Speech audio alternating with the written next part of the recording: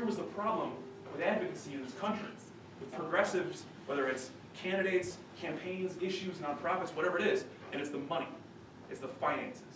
To change something in this country, you need organized people, yes, but you also need organized money. And the problem was our nonprofits are far too reliant on those who can write a giant contribution, who can write a $20,000 check, a $40,000 check. And I'll tell you firsthand that the people who do own the organizations that supposedly fight for us. Which means if you've ever gone to a group and said, why are you working on this? That seems like a great idea, but this seems like a better way to do it. And they don't listen to you, it's because you don't own the organization. They fight for whatever they're told to. They write a grant, they achieve the deliverables, whatever happens, they did what they said that they were going to do, even if what people came up with in Chicago is not going to work in Wausau. And we said there had to be a better way, because I'm not, the definition of insanity is doing the same thing over and over again and expecting different results. So back in 2014, we said there had to be a different way to organize, and I live in Milwaukee, so we decided we'd try it in Milwaukee. And we said, what if we could organize a critical mass of people to fight in a different way? We said, no more large donors, no more large grants, no outside person telling us what to work on. No more saying, hey, we're only focusing on this issue and somehow ignoring the idea that clean water has anything to do with public health or a good economy. Somehow treating them as distinct little silos that don't talk to each other. We were done with that. What if we could do something different? And so we created a short little video, and we asked hundreds and hundreds of people. And I want to show you that. It's only about 2 minutes long, but I want you to see the vision that we tried to create in Milwaukee.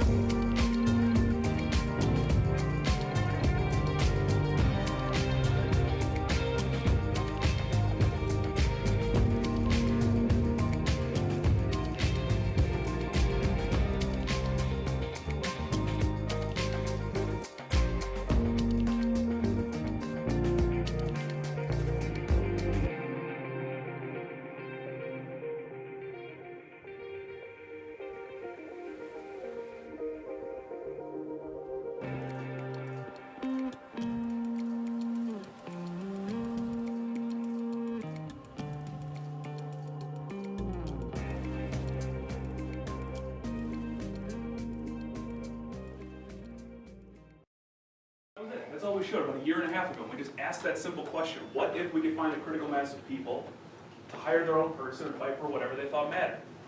What if we said, while your number one issue might be healthcare and your number one issue might be education, I bet the list of the top 10 things you care about has a lot in common. I bet if the idea came that you said, Kevin, your presence at this next county board hearing would have an actual impact on this other issue that I care about, would I go? Probably. If you knew me, if we got to know each other, if we tried to build something that fought for you, especially if I knew that when the time came to work on my issue, that there was someone who had my back as well. We're busy people. We get into this side of work because we're very interested in making the world a better place.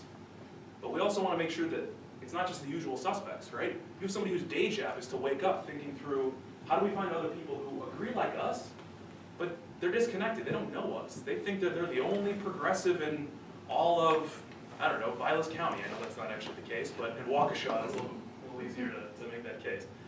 Our members told us from the beginning, voting and elections are what we all have in common.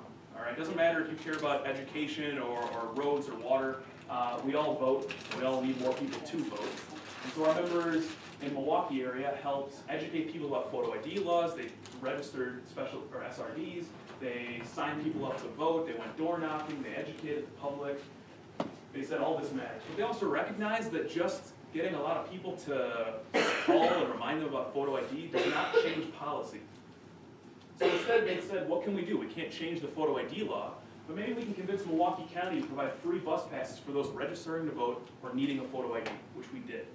On top of that, our members actually were involved in a lawsuit against the state of Wisconsin on a lot of the voting restrictions, which this summer succeeded, and is the reason why municipalities can once again set their own early and weekend voting schedules, and why this year had the highest number of early voting ever in Wisconsin. Our members cared a ton about economic justice, though. They pushed us to do as much as possible. They said, let's try to make economic justice wages a major concern. And so in Eau Claire County, they passed the most progressive living wage ordinance in Wisconsin history up to that point.